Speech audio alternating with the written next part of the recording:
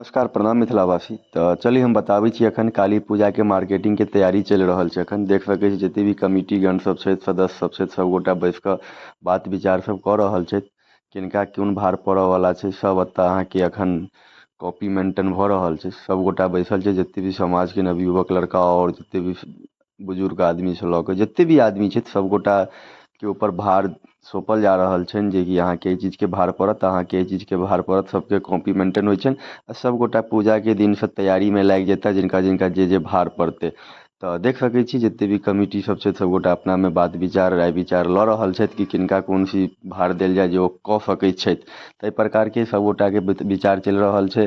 ओहि प्रकारके सबगोटाके राय विचार भऽ रहल छै। देख सकै छी जे कॉपी मेंटेन कऽ रहल छथि हमर सबके कमिटीगणके आदमी सब, सदस्य सब जतेक भी छथि सबगोटा। तऽ सोचलहुँ जे एकबेर अहूँ सबके देखाबिए ब्लॉगके माध्यमसँ, आओर अहाँ सबके प्यार आशीर्वाद एनाहिते मिलैत रहै, आओर अहाँ सबके एनाहिते वीडियो हम अपन हर तरहके वीडियो देखाबैत रही। हमर वीडियो एखन काली पूजाके पूरा वीडियो अपलोड हैत हमरा फेसबुक पेजपर, हमरा यूट्यूब चैनलपर, जे हमर यूट्यूब चैनल अइ मिथिला कॉमेडी अंकित, आ पेज हमर जे अंकित मिश्रा सबगोटा जनैत हेबै। तऽ देख सकै छियै एखन ई देखियौ जे पूरा तरहसँ पंडाल हमर फाइनल नहि भऽ चुकल यए, लेकिन रोड लाइटिंगसँ लऽ कऽ आओर जे कनी मनी लाइटिंग छै ओ पूरा फाइनल भऽ चुकल छै। तखन अहाँके हम बैक साइडसँ देखा रहल छी, बीचमे पोखरि छै आओर सुन्दर दृश्य लागि रहल छै आओर बहुत बढ़िआँ लागि रहल छै।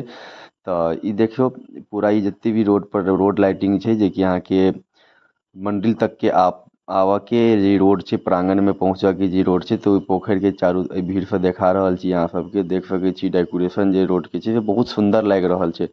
एखन बहुत एहिमे लाइटिंगो बाँकी छै, एखन कम आधा अधूरा लाइटिंगमे अहाँके एखन देखा रहल छी, कियाकि एखन पूजाके तैयारिए चलि रहल छै।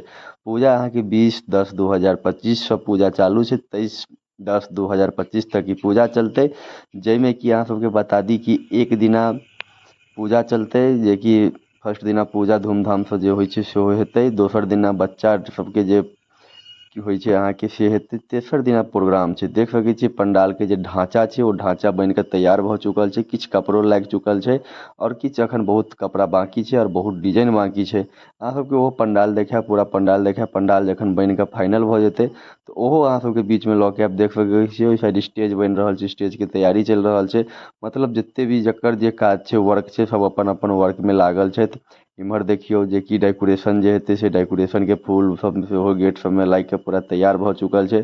जखने फाइनल भऽ जेतै गेट, तऽ ओहिके बाद जखने अहाँके पंडाल फाइनल भऽ जेतै तऽ ओहिके अन्दरमे जाके एकरा सेटिंग कयल जेतै फुल डेकोरेशनके। सामने स्टेज बनि रहल अइ तऽ स्टेज देख सकै छियै एखन स्टेजके ढाँचा जे बाँस बन्हा रहल अइ, बाँस सब रस्सी सब बन्हा रहल अइ। मिस्त्री सब कारीगर सब अपन अपन काजमे लागल छथि। ई महादेव मंदिरके डेकोरेशन अइ।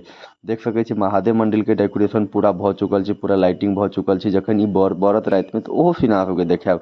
ई भऽ गेल बजरंगबलीके मंदिर भऽ गेल, बजरंगोबलीके मंदिरपर पूरा लाइटिंग भऽ चुकल छै। पोखरिके बीचमे जे छै से बहुत सुन्दर लागि रहल छै, बहुत सुन्दर कि बहुत सुन्दरसँ सुन्दर लागि रहल छै, खुलि रहल छै। आओर ई एहि साइड अहाँके पंडालके सामने जे ई अशोक गाछ छै, ई आओर नीक लागि रहल छै। मतलब एतऽ जतेक भी चीज एखन अहाँके देखा रहल छी, एकपर एक सुन्दर लागि रहल छै। आ सब पर लाइटिंगके व्यवस्था कयल गेल छै, सब जगह लाइटिंग लगतै। जखन पूरा डेकोरेशन भऽ जेतै, जखन पूरा लाइटिंग लागि जेतै, जखन ई बढ़तै, जखन जाकऽ पूरा फाइनलमे, ओहिके बाद अहाँ सबके जे देखायब तऽ एतेक सुन्दर लगतै, एतेक नीक लगतै। किएकि हमसब ढाँचा देखने छलहुँ हेँ, हम अपना पसन्दसँ ढाँचा देने छलियै पंडालवलाके। लाइटिंगसँ लऽ कऽ पूरा पंडाल तकके ढाँचा छलैए। पंडाल हमरा गाँवेके, प्रोग्रामो हमरा गाँवेके, यानी कि हर किछुके व्यवस्था हमरा गाँवेके पूरा अछि। पंडाल जेनाकि हमरा गाँवके छथि बौअन जी, हुनकर प्रोग्राम ई पंडाल छनि। प्रोग्राम बता दी जे कि हमरा गाँवके एखन नया युवा, नया मिथिलाके स्टार आओर एखन संजीव झा जी छथि, जे एखन पूरा मिथिलामे छायल छथि, तऽ अहूँके प्रोग्राम छनि। देखियौ आधा जे पंडालके पूरा जे देखेने छलहुँ से एखन लमसममे कनिक लाइटिंगमे लागि कऽ पूरा फाइनल नहि भेलैए, लेकिन तैयो कतेक नीक लागि रहल छै। पंडालोके पूरा अथी स्टेजोपर तख्ता उख्ता लागि गेलै। सबगोटा जतेक भी कमिटीगण सब छी ओसब आबि कऽ एखन हमसब बात विचार कऽ रहल छी की केना हेतै। हमर कैशियर जी जे छथि संजय जी, ओहो एकदम बैसल छथि अपना जगह, कमिटी बॉक्समे बैसल छथि। आओर जे कार्यकर्ता धियापुता सब छथि सबगोटा एतऽ हुनका लग आबि कऽ पूछि रहल छी। देखियौ ई पंडाल दिनके सीन देखियौ, दिनमे कतेक सुन्दर लागै छै पंडाल। एहिबेर बहुत सुन्दर लागि रहल अइ, बहुत बढ़िआँसँ बनेलथि हेँ। भऽ गेल छलै कनि हमरा सबके प्रॉब्लम, किएकि बाढ़ि आबि गेल छलैए, तऽ बाढ़िके लऽ कऽ हमसब टेंशनमे पड़ि गेल छलहुँ हेँ। वीडियो नीक लागत तऽ शेयर आ कमेंट जरूर करब।